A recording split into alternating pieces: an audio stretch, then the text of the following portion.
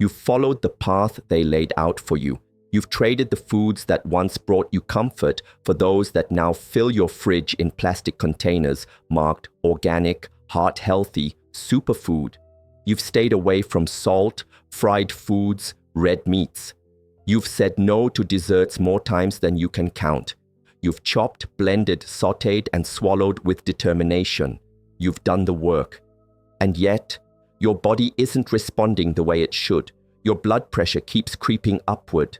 The stiffness in your legs doesn't fade after your walk. The fatigue clings to you even when you sleep well. You sit in the doctor's office with a folder full of lab results, wondering how you're still here, still searching, still trying to understand what's missing. It doesn't make sense, does it? You're eating the greens, you're following the plan, you're listening, and still something feels wrong.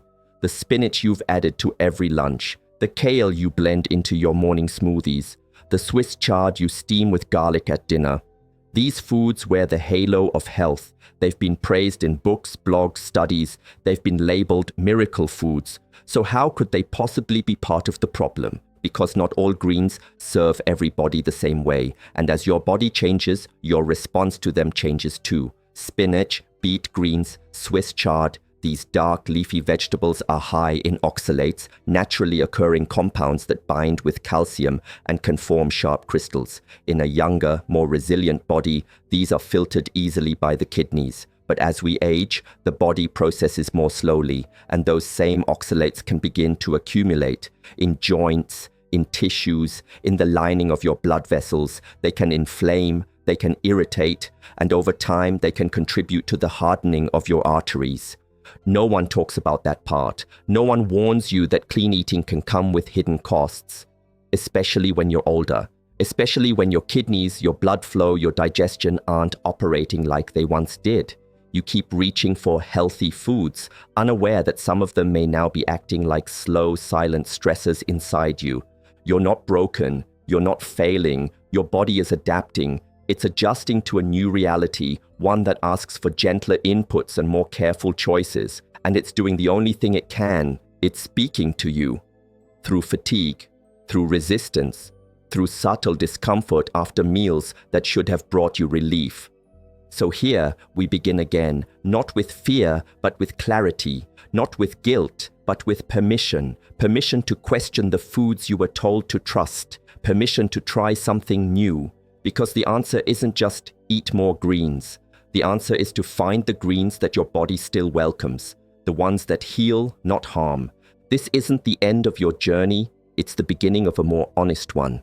You've earned the right to feel confident about your choices. You've put in the work. You've said no to things most people still say yes to. You've swapped sugar for fiber, processed for whole, fried for steamed. You've made green your favorite color. You've filled your cart with vegetables, skipped dessert at family dinners, walked when you were tired, and ate right when no one else was watching. You're not guessing, you've been intentional. So why does your body still feel like it's working against you? Why is the scale stuck? Why are your blood pressure readings still high? Why do your legs ache, your energy drop, your sleep feels shallow? Why does your doctor keep saying, we'll keep monitoring, as if you're circling a problem that never resolves? Because no one told you the full story. No one told you that clean eating is a term painted with a broad brush. It sounds virtuous, but it's vague. It doesn't ask the deeper questions. It doesn't account for age, inflammation, or kidney function. It doesn't tell you that the same food that heals one person might stress another. It doesn't say that your body, your wonderful, aging, adaptive body, might now respond differently to what it once welcomed with ease. What if the greens you've been eating, the ones they told you to trust, are too much now? What if spinach, kale, Swiss chard are no longer allies, but irritants? What if their oxalates, nitrates, and anti-nutrients are placing a heavier burden on your kidneys, your arteries, your energy than your system can quietly manage? This isn't about abandoning health, it's about refining it. You're not eating wrong, you're eating for a body you used to have. Now it's time to eat for the body you're in today. A body that's calling for ease, for nourishment that soothes instead of inflames. A body that needs support, not stimulation. Healing, not hustle. You haven't failed, you've just outgrown the advice. And now you're stepping into something more precise, more respectful, more aligned. Clean eating isn't enough if it's not clean for you. And real health begins when you stop following generic rules and start following your body's response. It begins quietly, a little more stiffness in the morning, a little more heaviness after a meal. You brush it off. Normal, you think, part of aging. A small annoyance. You tell yourself you're still doing better than most, but the signs keep showing up. The headaches that linger, the pressure behind your eyes, the tingling in your hands, the fatigue that returns no matter how well you sleep. And still, you're eating healthy, still filling your plate with greens, with care, with all the right things. So what gives? The truth is your body is telling the truth. You just haven't been told how to hear it. You followed health advice built for younger bodies, advice built for the average, advice that doesn't always apply to the reality of someone in their 60s, 70s, or beyond. The older body isn't broken. It's wiser, it's more specific, it reacts differently, more sensitively, more honestly. Your digestion is slower, your kidneys are less efficient, your arteries aren't as elastic as they once were, and foods that were once allies, spinach, kale, beet greens, now carry compounds your body may no longer handle well. Oxalates, for example, can become more than just harmless plant chemicals. They can build, they can harden, they can trigger inflammation in arteries already under stress. And still, you've been doing what you were told, still filling the blender, still topping your salads, still adding the right vegetables, not knowing that what was once nourishing may now be agitating your body at its most vulnerable points. You're not imagining this. Your symptoms are not random. The pressure, the swelling, the fatigue, these are not signs of weakness. They are signals. Your body is resisting, not to be difficult, but to protect itself. It's telling you, this isn't working for me anymore. And that is not failure. That is feedback. This is your opportunity to respond, not with more effort, but with more alignment. With foods that soothe, not stress. With greens that support, not strain. Arugula, watercress, bok choy, microgreens. These may be the quiet healers your body has been waiting for, because the aging body doesn't lie. It's not trying to frustrate you, it's trying to guide you towards something that fits now, toward a way of eating that matches your needs, not someone else's idea of health. And if you're willing to listen, to adjust, to let go of what no longer works, then what comes next isn't decline. It's healing. Real healing, the kind that starts when you stop fighting your body and start working with it. There's a quiet compound hiding in your favorite greens. You won't see it on the label. Most doctors don't mention it, but your body feels it. Oxalates, found in high amounts in spinach, Swiss chard, beet greens. Natural, yes, but not always harmless, especially not now. Not when your kidneys have slowed, not when your arteries are more vulnerable. These compounds bind with calcium and crystallize. They irritate tissues. They don't just pass through, they settle in. You eat your spinach thinking you're protecting your heart. But over time, oxalates can do the opposite. They can cause inflammation, harden soft tissue, contribute to plaque formation in blood vessels already under pressure. You don't notice it right away. You feel fine until you don't. A little more fatigue, a little more stiffness, a test result that raises an eyebrow, and suddenly, the greens you trusted don't feel so safe. But this isn't about fear. This is about awareness. Oxalates aren't evil, but your body now has different limits. You can't process them like you once did. And eating high oxalate greens every day, that's not gentle nutrition, that's silent overload. You don't need to eliminate every vegetable, but you do need to know which ones demand too much. That's wisdom, that's care. That's the difference between eating by reputation and eating by response. Your body is asking for ease, not perfection, not more discipline, just fewer battles. You sat in the office, you brought your questions, you showed up with effort written all over you, you wanted answers. Why, after doing everything right, things still feel off? Your blood pressure isn't improving, your arteries are stiffening, you're following the plan, but your body isn't following along. And your doctor? They nod. They glance at the chart. They tell you to stay the course, maybe adjust the dosage. But they don't ask what greens you're eating. They don't mention oxalates. They don't talk about how spinach and chard, so often praised, might be quietly adding to your vascular stress, not because they don't care, but because they weren't trained to see food this way. They see disease, numbers, risk factors, but food as chemistry, as something that interacts differently with the aging body, that part gets left out. So you walk away with more questions, more pills, and the same salad routine that's been quietly working against you. It's not your fault. You've been following advice not written for your body, your age, your biochemistry. You were told to eat more greens, but never told which greens. You were handed a general map when you needed a specific one. And now you have new information, not fear, not guilt, just a clearer picture. Your body has been telling the truth. Your doctor may not have had the words, but you're starting to find them. This is your turning point, your chance to choose based not on someone else's protocol, but on how your body actually responds. You say it with disbelief, with frustration, maybe even with shame, but I eat healthy. Because you do. You've made the swaps. You've filled your fridge with greens, your pantry with grains. You avoid processed food. You follow the rules. So when your health doesn't reflect your effort, when the pressure stays high and the symptoms linger, it cuts deep. It makes you question everything. You look around, you see others doing less but getting better results. You hear your doctor say, keep it up, but your body feels heavier. Your numbers don't move. You're told you're on the right track. So why does it feel like the track is leading nowhere? Because healthy isn't a fixed thing. It shifts. What was healthy for you 10 years ago might not be healthy now. Not if your body can't process it. Not if it stirs inflammation or blocks minerals or irritates your system quietly meal after meal. That spinach salad, that beet juice, that kale stir fry, they might be adding to the load, not lifting it. You're not imagining this. Your body's responses are real.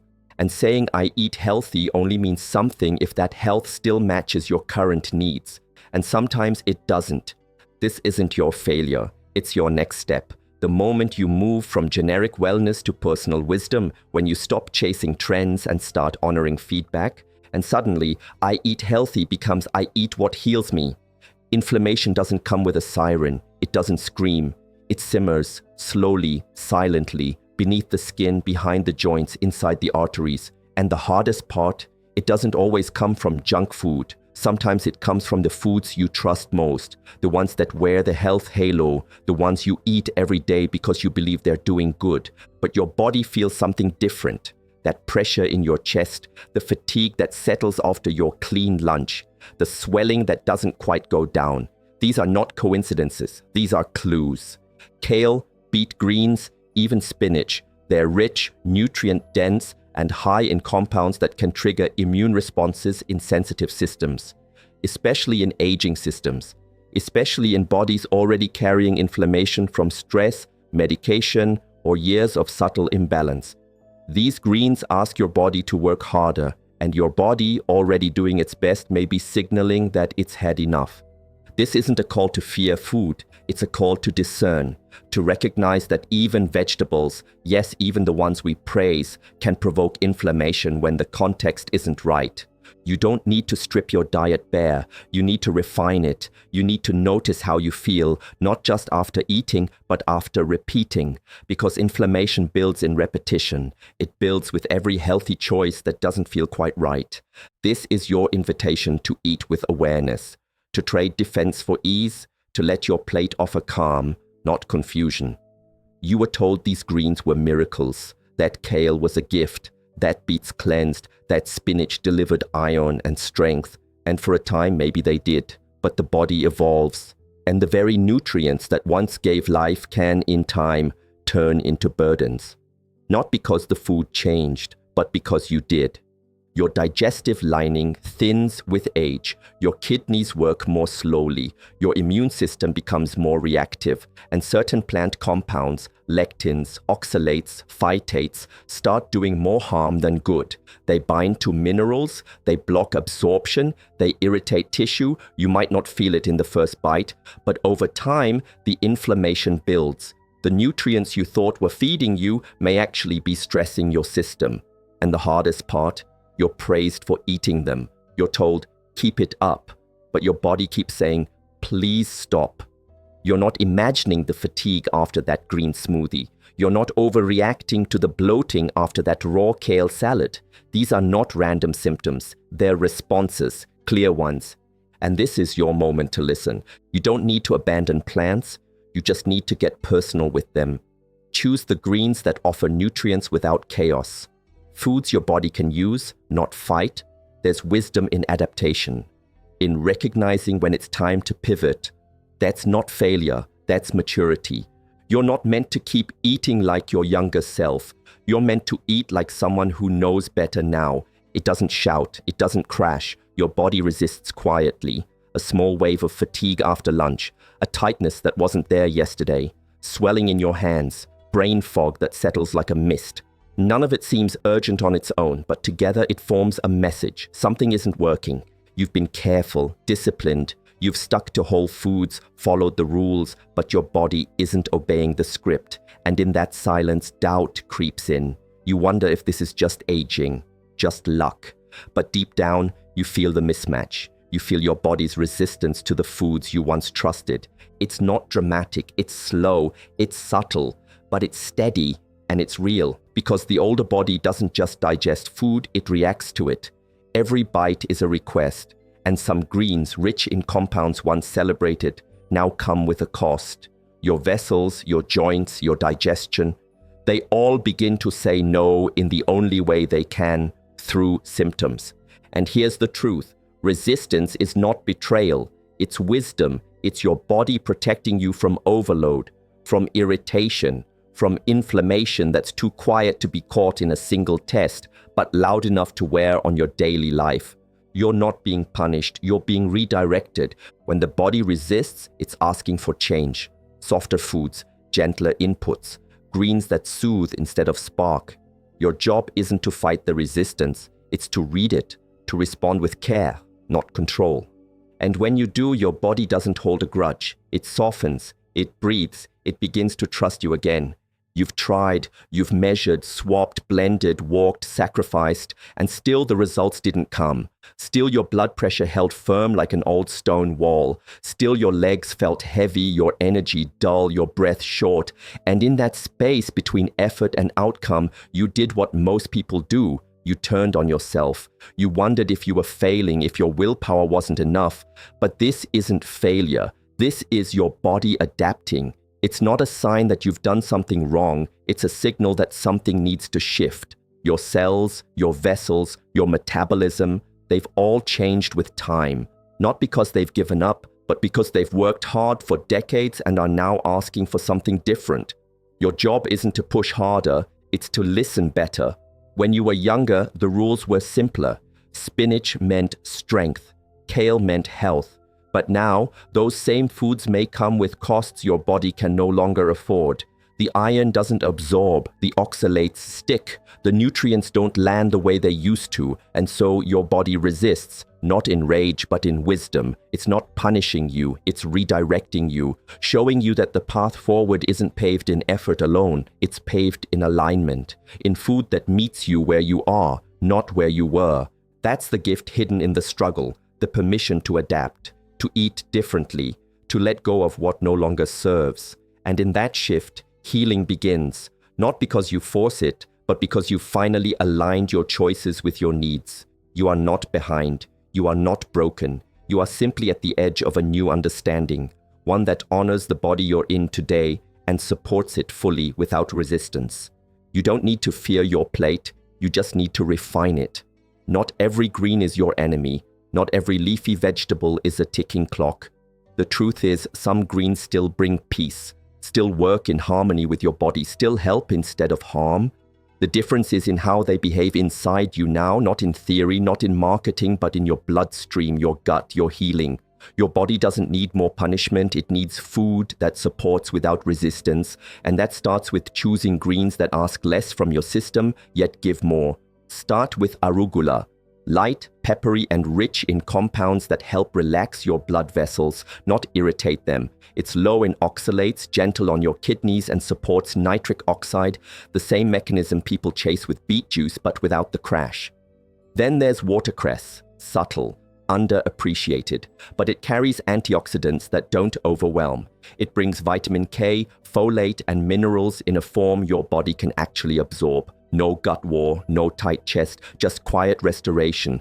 Bok choy is another quiet healer. When lightly steamed, it soothes the gut, delivers calcium without locking it behind oxalate walls, and brings fiber that doesn't bloat. Dandelion greens support your liver, reduce excess fluid, and ease your digestive burden.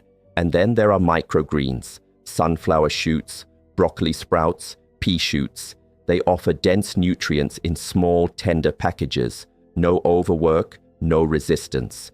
This is what healing looks like now. Fewer superfoods, more synergy. Less obsession with what's trendy, more attention to what truly serves. You don't need to pile your plate with the darkest, densest greens to prove your discipline. You need to find the greens that your body receives with grace. That's not weakness, that's wisdom. The wisdom to adjust, to choose foods that meet you with softness, not struggle. The wisdom to say yes to healing, not in the form of restriction, but in the form of peace.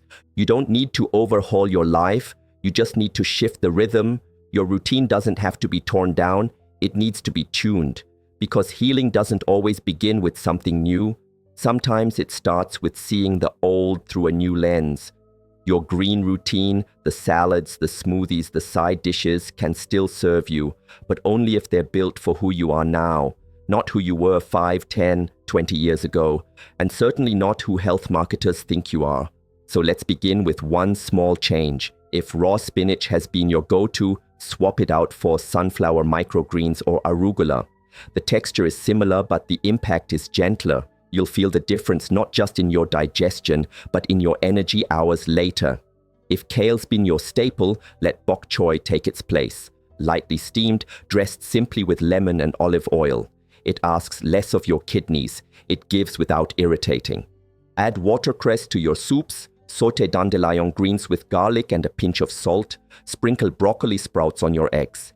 These aren't dramatic moves.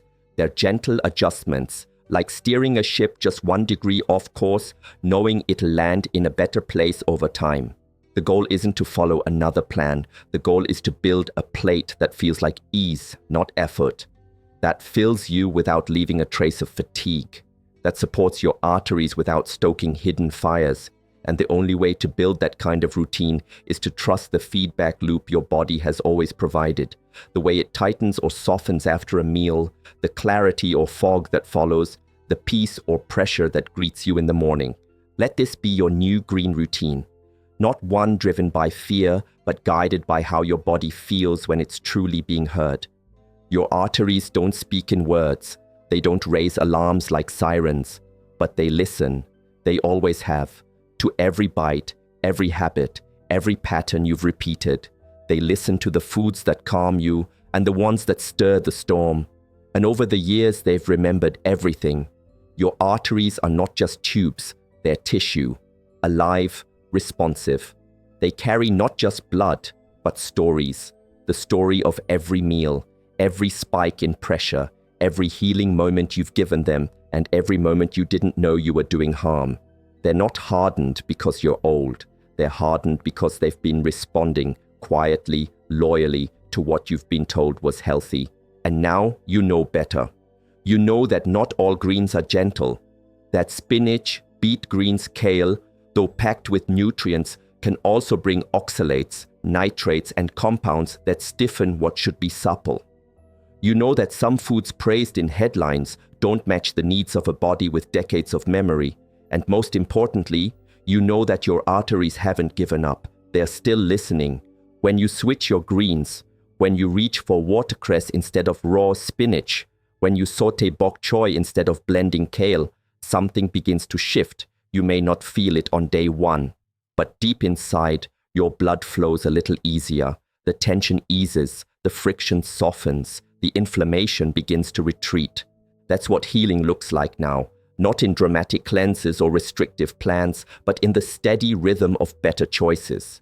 In the quiet consistency of meals that don't demand your body fight, that asks nothing but to be received. Your arteries are not screaming. They're responding, gently, gratefully. They hear you now. And you feel it. in the lighter mornings, in the steadier energy, in the way your breath returns more fully after a walk. These are not accidents, they're signs. Your body, your arteries, your heart beginning to trust you again, responding not to effort but to alignment. You haven't missed your chance. You're not too far gone. You're not too late, because every healing change, no matter how small, is heard. And your arteries, they're listening still. There was a time, not long ago, when confusion felt like the only constant.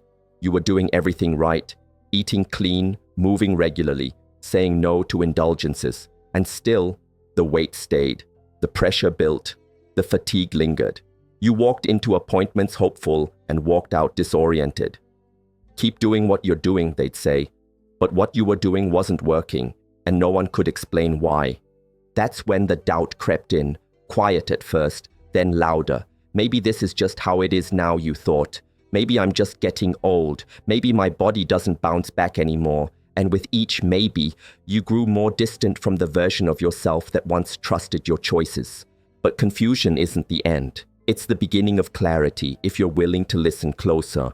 And you did. You paid attention to the patterns. You noticed how your body felt, not just during meals, but after. You saw the way fatigue followed your kale smoothies, the way tightness arrived after that spinach salad, the way your symptoms mirrored the foods you were told to embrace, and slowly, a new truth began to emerge. The problem wasn't your effort, it was the fit. The foods weren't bad, they were just bad for you, at this moment, in this stage of life, and that shift from blaming yourself to questioning the advice was the beginning of everything. Now you know how to see, you know which greens leave you bloated and which leave you clear. You know that your symptoms aren't failures, they're feedback, and you no longer ignore them. You follow them. That's what clarity feels like. Not perfection, not certainty, but confidence. The quiet knowing that your plate no longer works against you, that your meals are aligned with your biology, not someone else's plan. You're not confused anymore. You're informed, you're empowered, and that fog you walked through for so long, it's lifting, not because someone gave you the answers, but because you trusted your body to lead you there. You've been carrying the weight of contradiction, doing all the right things, yet feeling all the wrong outcomes. You've held your breath every time you stepped on a scale, every time your blood pressure cuff tightened, every time your doctor glanced at your chart and paused just a second too long. You've lived in the tension between discipline and disappointment, and now finally you know why. It was never about effort. You weren't lazy, you weren't careless, you weren't uninformed. You were operating with outdated information, advice that made sense for a different version of your body, a younger version, a different metabolism, a different resilience, and that version, it needed different things.